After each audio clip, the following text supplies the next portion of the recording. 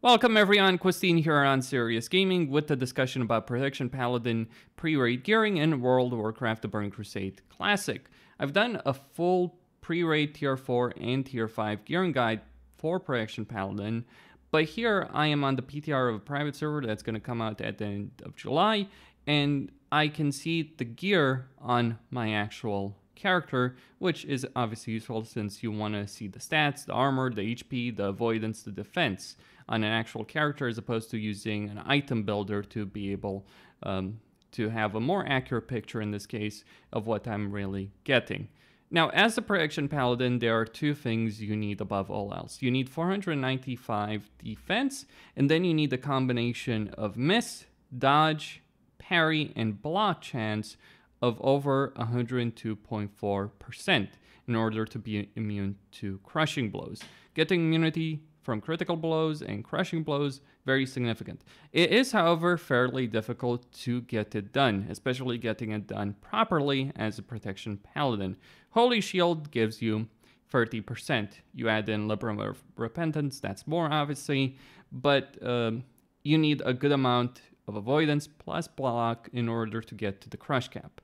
Also, getting to the defense cap is not exactly the easiest thing in the world either. I mean, for a warrior, for instance, when it comes to pre-raid gearing, it's not exactly easy for them to get to 490 defense. Though, of course, they don't have to worry about the crush cap since they have it on by default with shield block. You don't.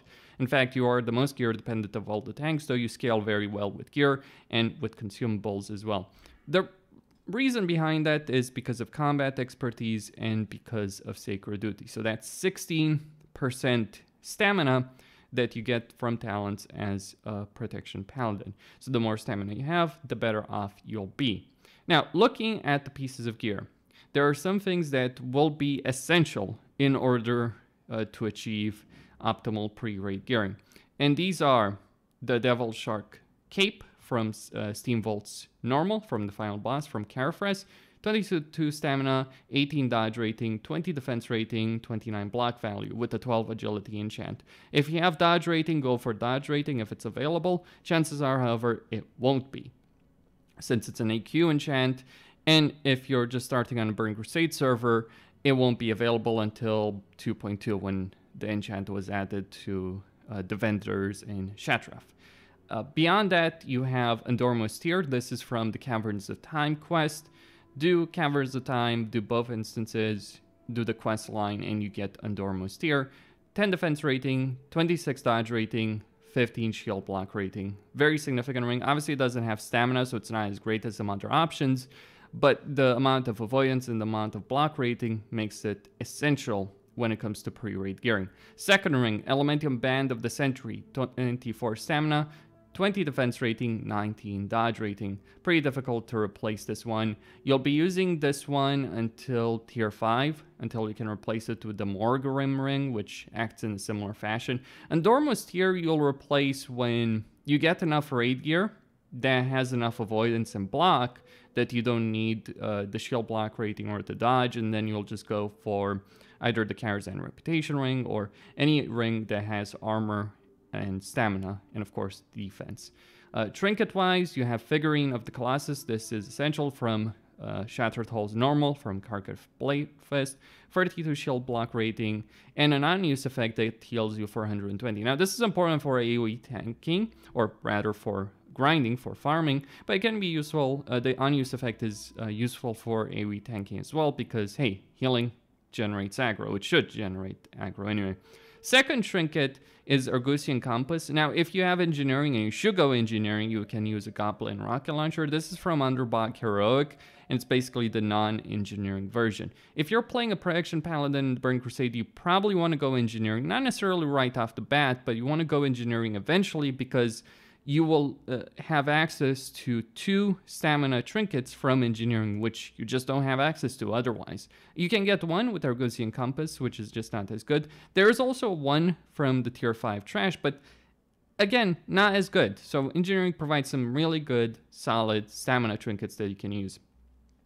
bit expensive, and you're probably not going to use them right off the bat. But Gaussian Compass is not important early on. What is important is Adamantite Figurine from Shadow Labyrinth Normal. 32 defense rating with a non-use effect of 1280 armor for 20 seconds. Some people use the BiS Enigma. I think this is a pretty bad trinket. Even if you're thinking purely about AoE tanking, this is not a good trinket to use.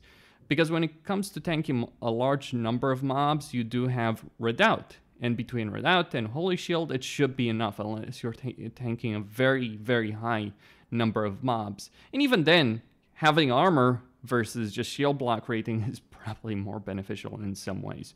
Though I wouldn't underestimate it. If we're talking about vanilla items, I'd say the most important of them, more important than anything else, is Stylene's Impending Scarab from Blackwing Lair. 24 block rating, 24 block value, and 20 defense. Like if I look at my stats here with Tankadin, if I use Holy Shield, right, with these two trinkets, these two defensive trinkets, but let's just say I switch to a stamina trinket. Okay, so I'm above the crush cap by 1.61% here with Holy Shield active with Libram of Repentance. Okay, if I switch Figurine of the Colossus for Stylene's, it goes up by 0.4% compared to Figurine of the Colossus. It's just a better trinket overall. Like, yeah, Figurine of the Colossus is essential for AoE farming, but Stylene is just a better trinket. And if you're playing right now in vanilla, you should work together. If you're intending to play in the Burning Crusade Classic as a Protection Paladin, you're currently Alliance, get this trinket. I mean, many warriors don't care about that right now, so it's how many warriors care about defensive trinkets or defensive gear really in general. There are certainly some bosses in the game where it might be useful, but not that many, and not many warriors, maybe 1 or 2 warriors per guild, something like that. So yeah, go grab Stylene if you can. Another important item is Libram of Repentance Essential from Badges of Justice. Increases block rating by 42 while Holy Shield is active. How important is this? Well, if I remove the Libram, it makes a difference of about 5%. That's how big of a difference it is. You can't really... Libram swapping, by the way, might be an actual thing, but by the way, I wouldn't recommend it too much, though. Probably not as red either. Another important item is Flesh Beast Metal Greaves. I know I'm not going with items in a particular order, but I'm going with items that are actually significant and should be prioritized over others. These boots are from Anatome's Normal from a quest. 25 stamina, 18 defense, 28 dodge. Get these boots. The amount of dodge these give you is huge. It's a significant advantage that you shouldn't ignore. You need the avoidance, you need the crush cap. And you need the crush cap not just for boss tanking, let's say you never tank a boss, but you should still care about the crush cap. Even if you only care about 100% as opposed to 102.4%, which is what this add-on is showing me, 102.4%, that's what it's calculating. Even if you don't care about boss tanking, even if you're only gearing for AoE tanking, you should still care about at least 100% when it comes to avoidance plus block, because doing so will significantly reduce the damage that you're taking, because ensuring every hit is a miss, dodge, parry, or block will significantly reduce the damage you're taking as opposed to taking full hits from mobs. From 5-mans to raids, it is important. And Flesh Beast's Metal Greaves from the Escort quest in Manitoum's Normal are important for that purpose. Another important item is the Jade Skull Breastplate from Mechanar Normal from the second boss. 50 stamina with 150 health enchant there, 25 defense rating, 23 shield block rating. Best in slot by far of the chest pieces available in a pre-raid situation.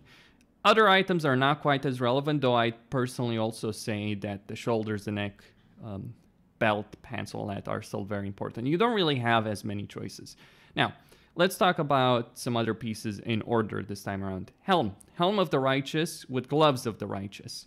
Now, Helm of the Righteous has the 16 defense rating, 17 dodge rating from Keepers of Time Revered, which you want for the pants, for the sword. So getting that is pretty much guaranteed as a Protection Paladin.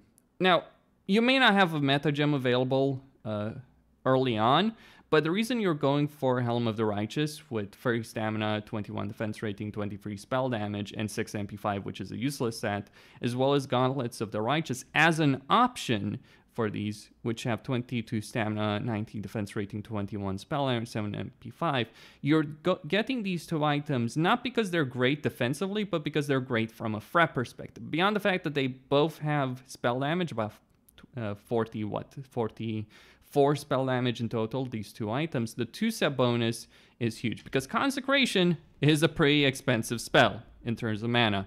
It costs 561 mana, 660. So it saves you a lot of mana if you have this 2-step bonus. Even in a raiding situation, even once you get raiding gear, you might want to have this 2-set. And getting the helm and the gloves is probably the best decision when it comes to these two pieces. Alternatively, for purely defensive options or when you're doing your pre-raid gearing, you might want to get Fel Steel Gloves and Fel Steel Helmet. They have a lot of armor, they have stamina, they have gem sockets, so you get a lot more in terms of your survival with Fel Steel than you do with Helm of the Righteous and Gauntlets of the Righteous. And my mentality as a tank has always been that you should always gear for defensive purposes first and then worry about threat second. So the difference between Fel Steel and the Righteous 2-step bonus is or the 2 righteous pieces, is 500 HP and about 600 armor. That is quite a bit. Most of the time you should be fine with using the righteous set, but Fel Steel is cheap because every blacksmith will be crafting these pieces to use. Now, it might be annoying getting the helm enchant or getting the glove enchant. 20 spell damage on gloves is not cheap. You could potentially use just the 2% threat on gloves. I'd recommend 20 spell damage. 20 spell damage is better until a certain point, until you have like 500, 600 or so spell damage on your gear, which is like tier 6 level of gearing or deep into tier 5 threat gearing. Until that point, it's more beneficial to use 20 spell damage on your gloves. But that can be a bit expensive. Now, fortunately, you're a protection paladin, so farming gold, not necessarily the hardest thing. You have the Black Temple Terrace farming spot. You can AoE farm in Stratholme, as an example. You could do Scholomance if you have the gear for it. If you're comfortable doing it, you could potentially do Scholomance. You have a bunch of options available. You can make gold. Like, personally, I play the Protection Paladin on Netherwing. This is Karazhan. Karazhan is made by the same people who made Netherwing. I play the Protection Paladin on Netherwing. And although, granted, I have a lot of free time on my hands, right, that plenty of people don't have, and I have more flexibility when it comes to it. But I was able to more or less maintain an entire guild, in the sense that all the stuff that the guild bank needed, resistance gear that we needed crafting, I was able to supply a significant amount of gold towards that. So when you don't have to worry about that, if you're just playing for yourself, gold should not be too big of an issue if you have the time to actually farm, right? There are plenty of farming spots available. You have a great deal of potential as a paladin to farm. Even with this gear, you could farm quite reasonably well in the Black Terrace. And once you get raiding gear, of course, it gets easier. So, helmet and gloves, either righteous or Fel Steel. Fel Steel for survival, if you need it. You may not need it that much, just depends on the tuning, right? You should be fine with righteous unless it's an overtuned server, which this one will be. Neck, Strength of the Untamed, 27 stamina, 19 defense rating, 18 dodge rating from Cenarian Expedition Revered. Now, this is the best option in terms of a combination of stats, in terms of avoidance, defense, and stamina. It's the best neck pre-raid as far as I see it. There is a badge neck, there are other necks, but honestly, Strength of the Untamed is perhaps your best option as a prop paladin. Belt. If you're worrying about avoidance, you should go for the Shatari Vindicator's Waist Guard from the Arcatraz Key Quest. It gives you 33 stamina, 20 defense rating, 24 shield block rating, and 29 block value. If you want something that will increase your effective HP more, but you're going to lose some block rating, it's Girdle of the Immovable. The difference is it has 2 less defense rating, it doesn't have shield block value, and it has 12 less shield block rating. So if I equip this, then it goes down by over 1.6% when it comes to the crush cap.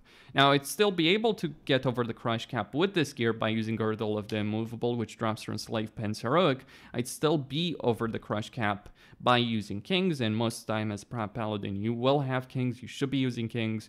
But early on, Shatari's Vindicator Waistguard is probably the better option. Then do Slave Pens, get Girdle of the Immovable, or get the Morose Belt if you're lucky. You might be able to get the Morose Belt before you get Girdle of the Immovable. And by the way, Adamantite figurine, the general purpose of it, like the purpose of like Girdle of the Shatari Vindicator Waistguard or Adamantite figurine, and of course Adormus Tear, figurine of the Colossus, is just, basically these are, in a sense, a cheap way of getting to your crush cap and to your defense cap as well. Long term, however, you want to get rid of these items. You want to get as much stamina as possible. You want to increase your fret. You want to increase your survivability. You want to have enough avoidance and enough defense to just be over the crit cap and be over the crush cap. And then you want to stack as much stamina, armor, and spell damage as you can, depending on the situation. Pants. Time Warden's leggings from Keepers of Time Revered. Now here I've put 2 12 stamina gems on these with 4 defense and 6 stamina gem. I could swap that out potentially, but that might be a problem in certain situations. Gemming wise, you might want to gem for avoidance or for defense, especially early on. For starters, because the gems themselves should be cheap, like these kind of gems like 4 defense rating and 6 stamina, they should be pretty cheap, like green gems, right? For instance, are going to be pretty cheap. And they might offer you a benefit and flexibility with your gearing. These pants have 1000 armor, 57 stamina, 3 gem sockets, 11 dodge rating, 18 defense rating. These are the second best in slot pants when it comes to pure survivability, second only to the Curator pants until tier 6, like until Black Temple. You can use the tier 5 leggings. You shouldn't use the tier 4 leggings. Those are horrible. You can use the tier 5 leggings in most situations just fine, but Time Wardens and Curator pants, Rin Dynasty, are overall better. And in fact, these actually have more stamina than Rin Dynasty. Just be aware of that. Shoulders, Fanblade Pauldrons from Aconite Crypt's Heroic. Aconite Crypt's Heroic is probably one of the easiest heroics to get to. Partly because the reputation, the Revere reputation on Lore City is so easy to get to Revere. You just farm Shadow Labyrinth a couple of times, you have quests to help you out. And Aconite Crypt itself, difficulty-wise, is a cakewalk. You bring a couple of melee with you, your High Burst melee and Enhancement Shaman Fury Warrior, for instance. They'll want to do it for the cloak from the final boss. You bring them, you waltz through that entire dungeon, you get these shoulders, best in slot shoulders pre-raid.